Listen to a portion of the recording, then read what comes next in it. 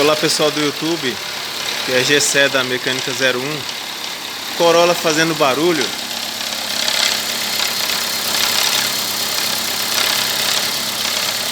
Barulho nessa parte superior do motor.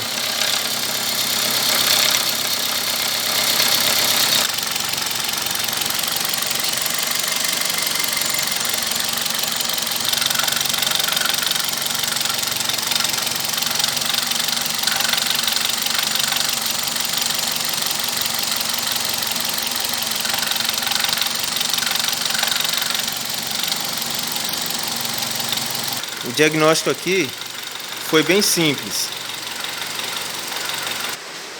Então pessoal, não sei se deu para aparecer bem na filmagem o barulho. Só que aqui o diagnóstico foi bem simples, na verdade. Antes da gente desmontar qualquer coisa, a gente apenas checou o nível de óleo do motor. E para surpresa, não tá nem aparecendo na vareta. Ó, vareta do óleo do motor limpinha. Agora vou mostrar para vocês.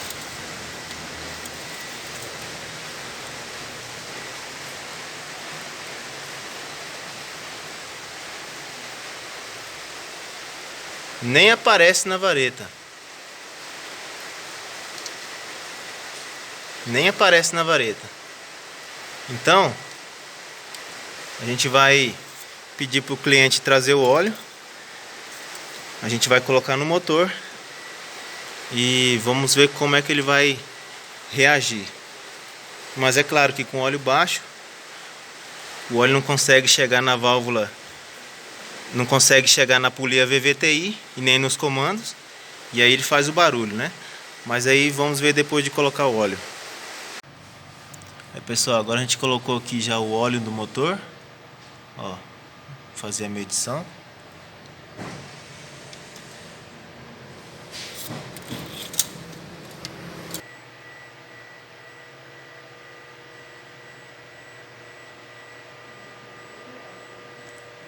Entre o mínimo e o máximo, um pouco mais próximo do máximo. Agora vamos fazer o teste. Vamos funcionar o motor. Aí pessoal, o motor já tem um tempinho já funcionando, o óleo já esquentou. Tá com uma falhaçãozinha bem de leve, mas aquele barulho que tinha já não tá fazendo mais. Então a gente pode concluir, depois de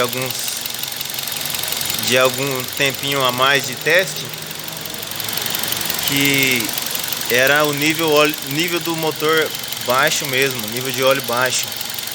Aí a gente vai agora fazer uma entrevista com o cliente e continuar os testes para ver qual foi a causa, né, desse óleo ter baixado tanto assim.